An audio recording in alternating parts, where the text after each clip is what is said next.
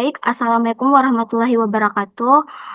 Perkenalkan kami dari kelompok 10 yang beranggotakan 4 orang. Ada saya, Anida Magfiratul Hidayah, ada Andi Asia Siti Sahra, ada Muhasan Ikhlasul Ahda, dan ada Fahmi Amir.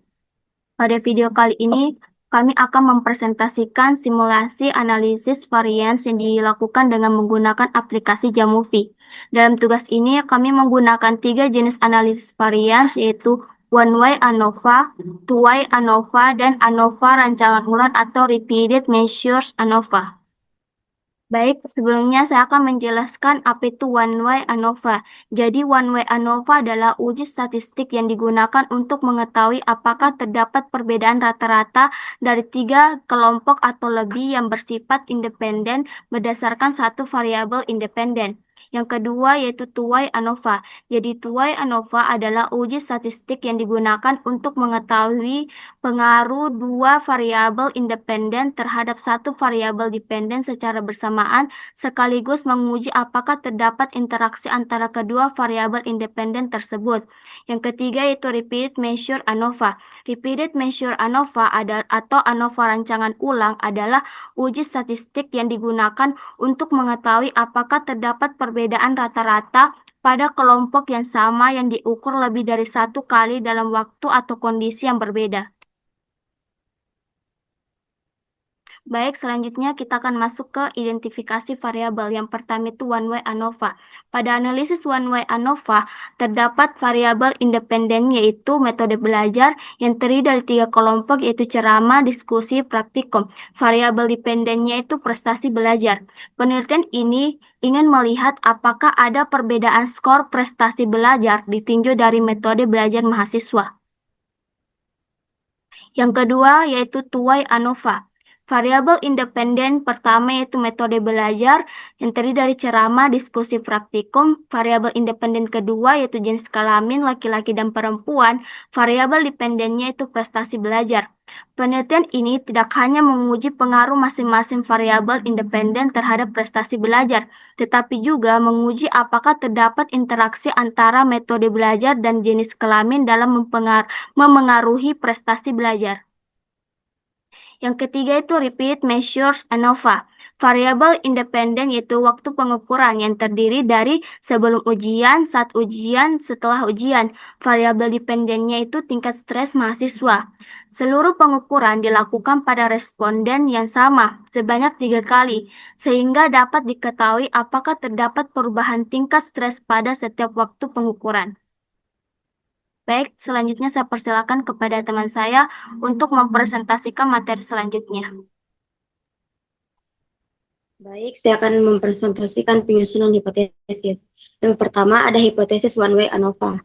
Hipotesis 0, tidak ada perbedaan prestasi belajar mahasiswa antar kelompok yang diberi metode belajar, ceramah, diskusi, dan praktikum. Hipotesis alternatif, ada perbedaan prestasi belajar mahasiswa antar kelompok yang diberi metode belajar, ceramah, diskusi, dan praktikum. Yang kedua ada hipotesis two-way ANOVA. Karena terdapat 2 variabel independen, metode belajar dan jenis kelamin, uji ini menggunakan 3 pasang hipotesis untuk melihat efek utama masing-masing variabel dan efek interaksinya. Yang pertama ada hipotesis gabungan. HO tidak ada perbedaan prestasi belajar berdasarkan perbedaan metode belajar dan jenis kelamin. HA ada perbedaan prestasi belajar berdasarkan perbedaan metode belajar dan jenis kelamin. Yang kedua ada hipotesis variabel independen secara terpisah. HO1 tidak ada perbedaan prestasi belajar antara metode belajar, ceramah, diskusi, dan praktikum. HA1 ada perbedaan prestasi belajar antara metode belajar, ceramah, diskusi, dan praktikum. HO2 tidak ada perbedaan prestasi belajar antara laki-laki dan perempuan. HA2 ada perbedaan prestasi belajar antara laki-laki dan perempuan. Hipotesis repeat measure. Hipotesis 0, tidak ada perbedaan tingkat stres mahasiswa ditinjau dari waktu pengukuran sebelum ujian, saat ujian, dan setelah ujian. Terus kalau hipotesis alternatif, ada perbedaan tingkat stres mahasiswa ditinjau dari waktu pengukuran sebelum ujian, saat ujian, dan setelah ujian. Baik, saya kembalikan kepada moderator.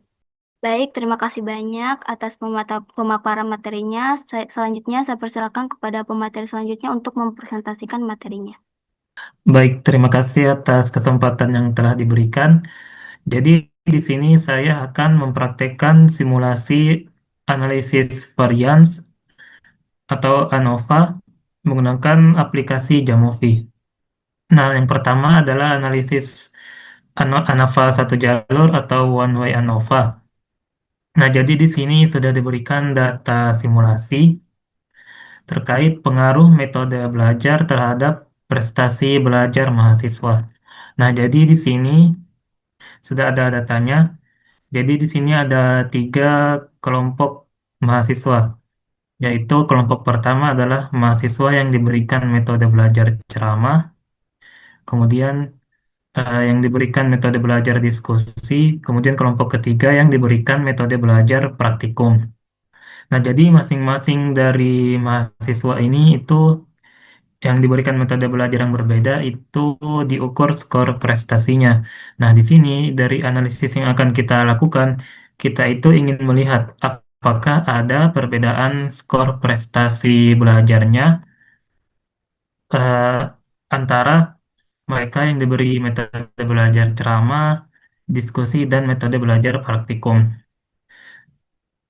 Nah, jadi langsung saja kita salin dulu datanya. Sini saya akan membuka aplikasi Jamovi.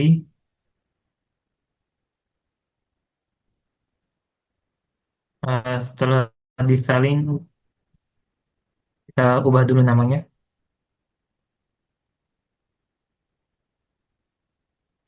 Jangan lupa untuk eh, variabel metode belajar ini nominal.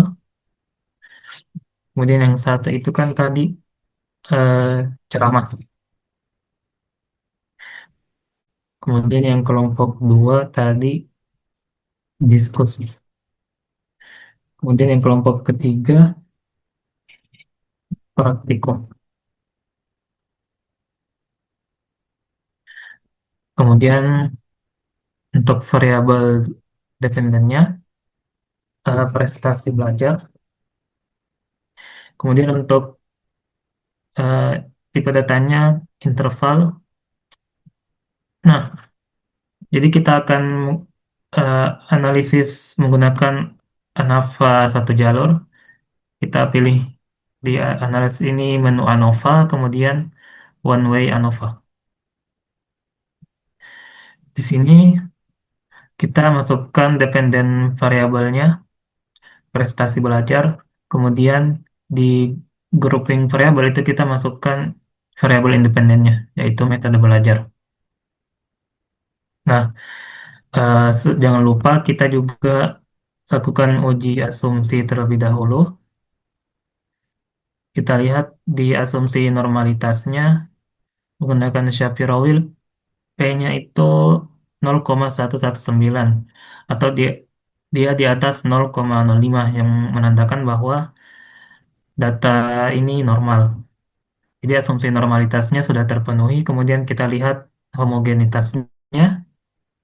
Di sini untuk homogenitas sama kita lihat kalau dia di atas kita menggunakan 0,05. Jadi kalau dia di atas 0,05 si nilai P atau signifikansinya ini, maka datanya homogen. Nah, kemudian eh, kedua asumsinya sudah terpenuhi. Untuk di kolom variansnya itu kita gunakan yang ini, yang Fishers. Kenapa? Karena eh, data kita homogen. Atau dengan kata lain, variansnya itu sama. Eh, atau mungkin bedanya ya relatif sama lah. Jadi kita gunakan yang Fisher. Nah, kalau variansnya itu mungkin berbeda, maka kita gunakan yang Wells. Itu mungkin kalau homogenitasnya tidak terpenuhi, kita gunakan yang Wells. Nah, langsung saja kita lihat juga di deskriptifnya. Di sini kita bisa lihat untuk standar deviasinya itu berada di rentang 5 lah. Jadi bisa dibilang variansnya sama. Jadi kita gunakan yang Fishers. Nah, setelah itu kita lihat di output one way ANOVA-nya. Di sini kita bisa melihat nilai F-nya, kemudian degree of freedom-nya atau DF-nya. Nah, kita lihat eh, nilai signifikansinya atau P-nya. Di sini nilai signifikansinya itu eh, sangat kecil ya. Dia di bawah 0,01 atau bisa dikatakan ini itu signifikan karena kita menggunakan taraf 0,05 atau 5% dan ini sudah memenuhi karena dia di bawah 0,05. Jadi bisa dibilang hipotesis nol ditolak atau ada perbedaan. Jadi ada perbedaan antara ada perbedaan prestasi belajar mahasiswa ditinjau dari metode belajarnya atau di antara kelompok tadi kelompok yang diberi metode belajar ceramah, diskusi, dan kelompok yang diberi metode belajar praktikum. Jadi ada perbedaan. Nah, setelah itu kita juga lakukan analisis post hoc-nya.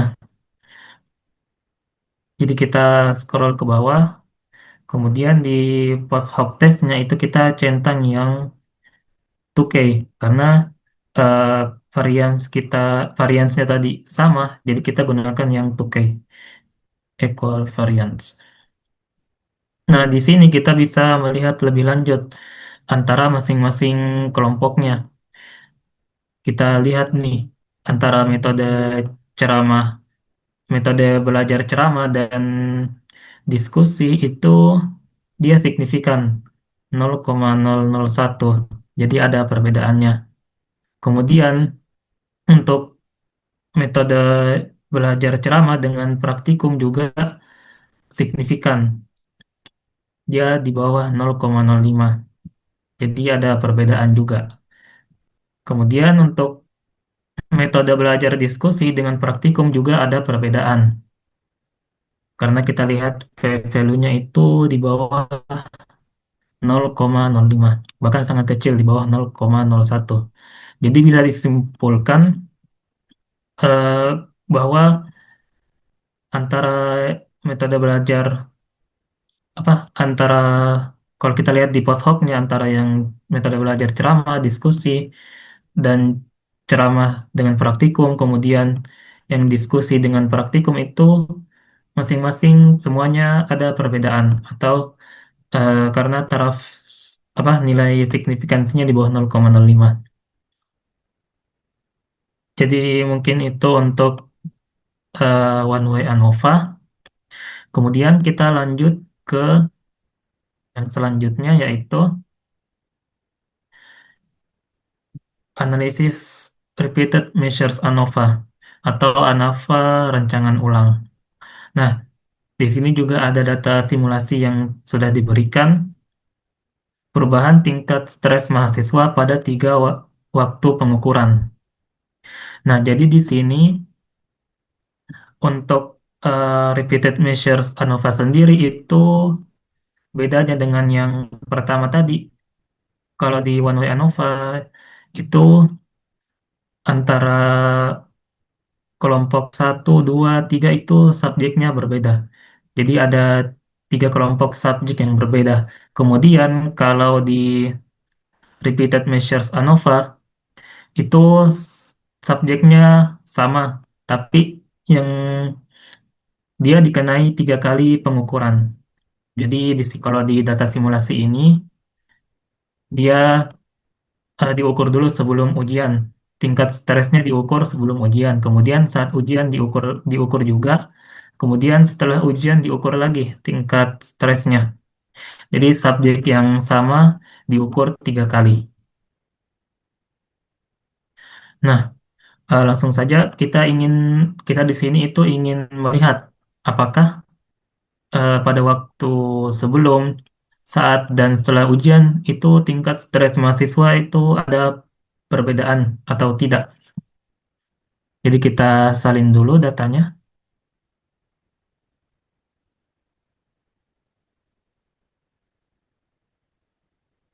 Kemudian kita pindahkan ke Jamovi-nya. Di sini jangan lupa kita ubah namanya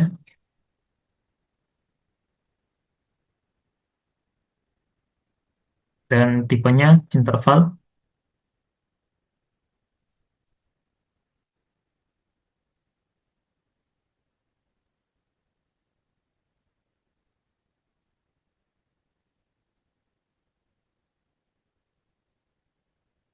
Nah, setelah itu di menu analisisnya kita klik yang ANOVA, kemudian kita klik yang repeated measures ANOVA.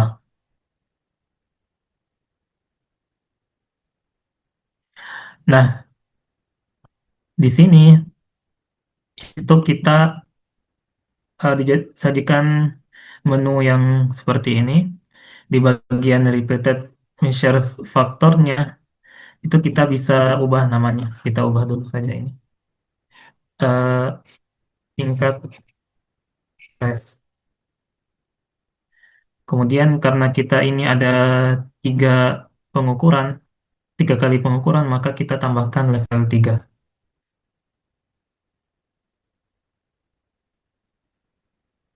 Nah, jadi untuk memudahkan kita ganti juga namanya deh.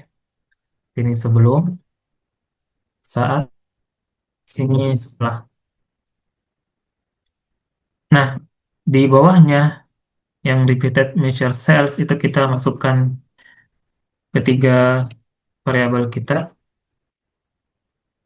sebelum, saat, dan setelah ujian.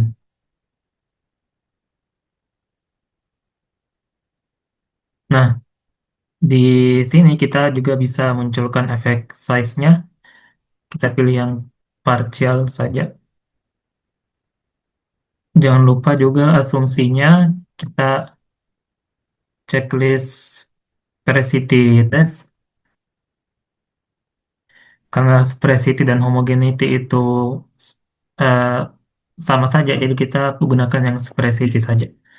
Bukan sama sih, tapi fungsinya sama. Di sini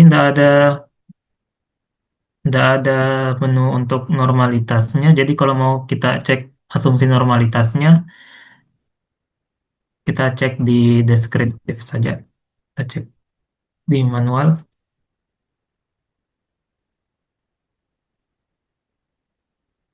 Nah, di sini kita cek normality-nya menggunakan Shapiro Wheel. Nah, jadi dari ketiga waktu pengukuran ini, ada satu yang tidak normal, yaitu yang sebelum ujian, karena dia signifikansinya di bawah 0,05. Yang kita harapkan kan dia di atas 0,05 agar asumsi normalitasnya terpenuhi. Tapi di sini yang di atas 0,05 atau yang normal itu cuma yang saat ujian dan setelah ujian. Tapi tidak masalah karena ini cuma praktek, jadi kita tetap akan lakukan analisis ANOVA-nya. Kita lihat di Spracity test-nya. Di sini kita lihat nilai signifikansinya atau nilai P-nya. Yang diharapkan itu adalah di atas 0,05. Nah, karena nilai signifikansinya di sini di atas 0,05, maka bisa dikatakan bahwa eh, data kita itu memenuhi asumsi sparsity atau memiliki varians yang sama. Jadi dari ketiga waktu pengukuran ini variansnya sama. Kita bisa cek kembali di homogeneity-nya supaya untuk memperkuat juga. Tapi di sini ada error sepertinya. Di, kita lihat sparsity-nya saja. Kemudian setelah kita cek asumsinya, kita lihat di output yang repeated measures ANOVA.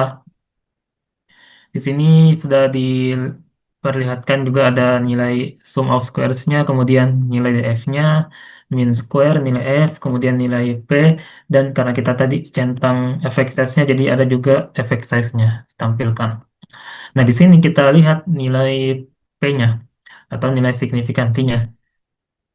Kita kan menggunakan taraf 5% atau 0,05. Maka kalau nilai P-nya di bawah 0,05, maka ada perbedaan.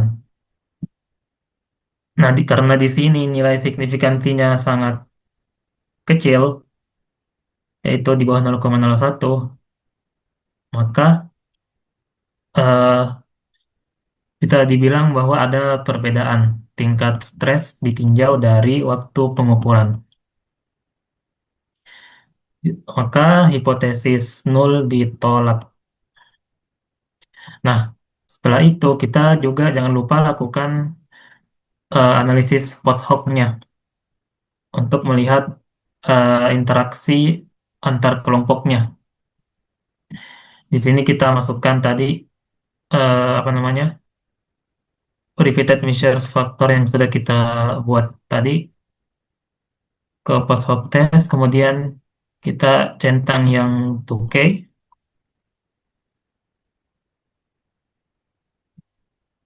Nah, di sini kita bisa melihat interaksi antar kelompoknya.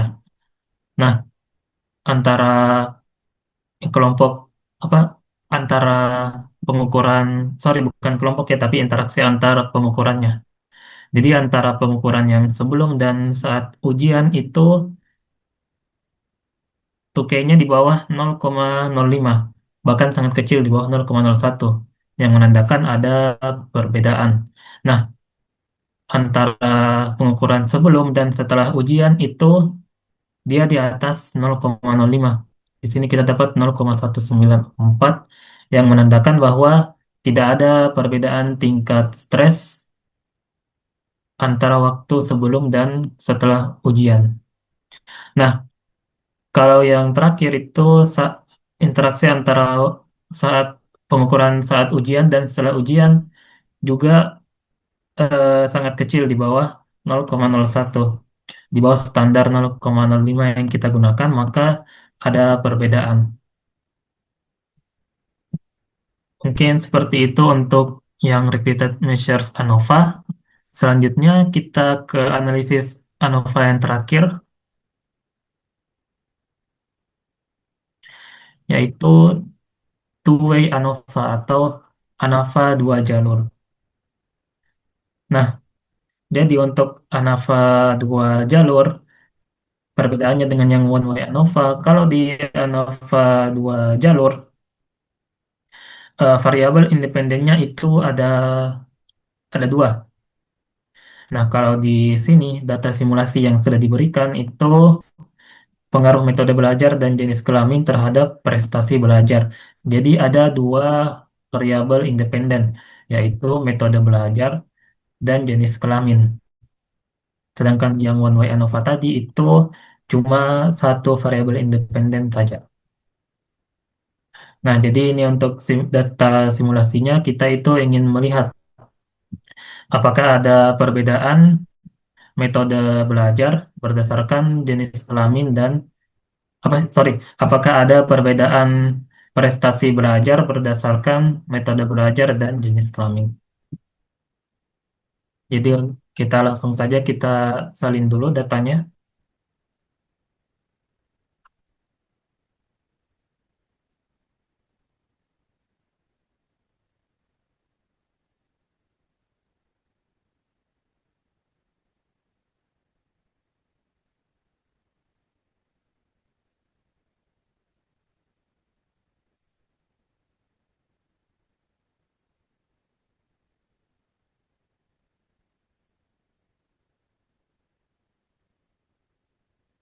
Nah, di sini kita ubah namanya metode belajar.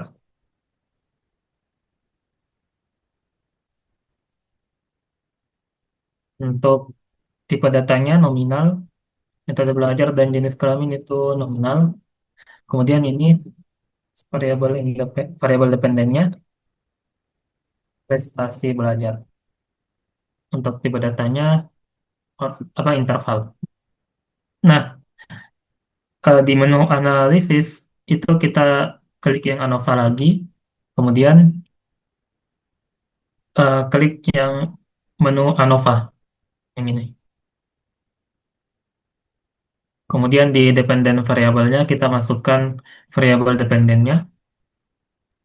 Kemudian di fixed factors-nya itu kita masukkan variabel independennya. Jangan lupa kita uji asumsi terlebih dahulu.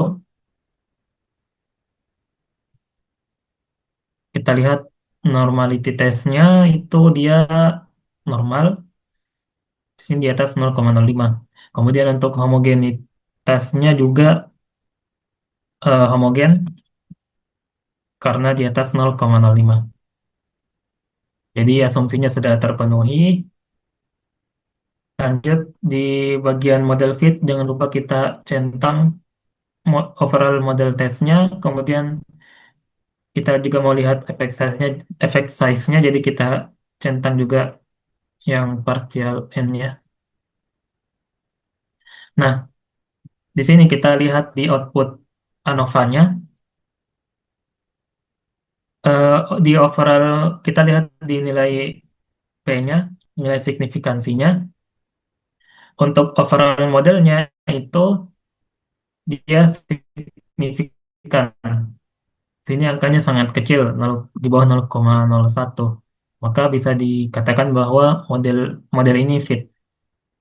Kemudian kita juga bisa melihat eh, si- masing-masing independen variabelnya. Kita lihat nih yang metode belajar.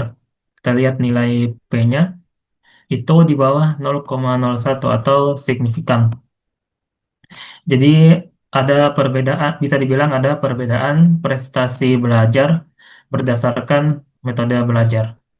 Kemudian untuk yang selanjutnya itu jenis kelamin, kita lihat nilai P-nya itu juga signifikan. Maka ada perbedaan prestasi belajar berdasarkan jenis kelamin. Nah, yang paling bawah ini yang kita ingin melihat interaksinya, metode belajar dengan jenis kelamin. Nah, kalau digabung, itu dia nilai P-nya itu tidak signifikan. Karena di sini di atas dari taraf 5%, di atas 0,05, maka bisa dikatakan bahwa tidak ada perbedaan prestasi belajar berdasarkan metode belajar dan jenis kelamin. Ini kalau digabung, kita lihat interaksinya. Tapi kalau secara sendiri-sendiri tadi, itu metode belajar ada perbedaan, jenis kelamin ada perbedaan. Nah, selanjutnya, jangan lupa kita juga lakukan analisis post hoc testnya. Nah, tapi di sini karena yang signifikan itu cuma metode belajar dan jenis kelamin, maka kita cukup masukkan metode belajar dan jenis kelamin saja. Yang interaksi metode belajar dan jenis kelaminnya ini tidak usah kita masukkan karena dia tidak signifikan. Di sini kita bisa centang juga efek size-nya. Nah, kita lihat post hoc test di sini. Untuk yang metode belajar, semuanya signifikan ya antara interaksi antar kalau apa perbandingan antar metode belajarnya. Jadi yang ceramah dengan diskusi itu signifikan. Di sini kita lihat P2K-nya. Kemudian yang ceramah dengan praktikum juga signifikan, ada perbedaan. Yang diskusi dengan praktikum juga signifikan, ada perbedaan. Nah, kita lihat di yang jenis kelamin,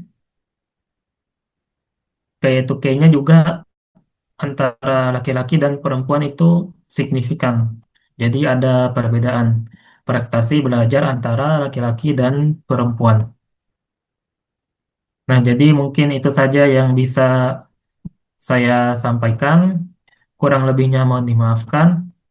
Wabillahi taufiq wal hidayah. Assalamualaikum warahmatullahi wabarakatuh. Selanjutnya saya serahkan ke pemateri selanjutnya untuk mempresentasikan interpretasi atau pelaporan hasil outputnya.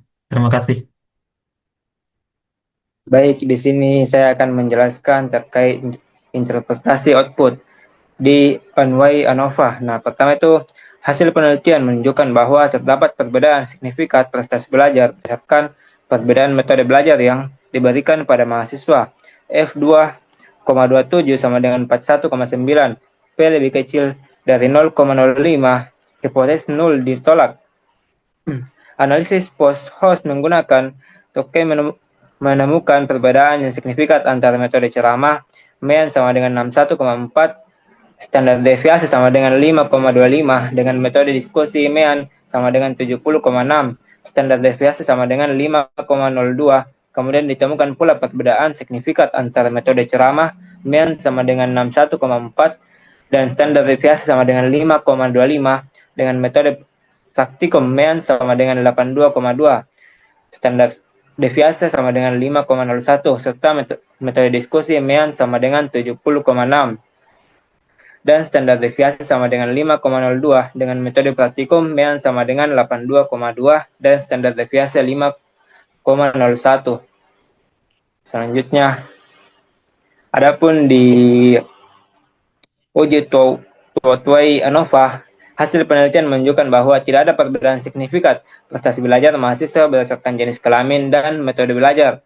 F2 sama dengan 2,24 sama dengan 1,87, P lebih kecil dari 0, P lebih besar dari 0,05,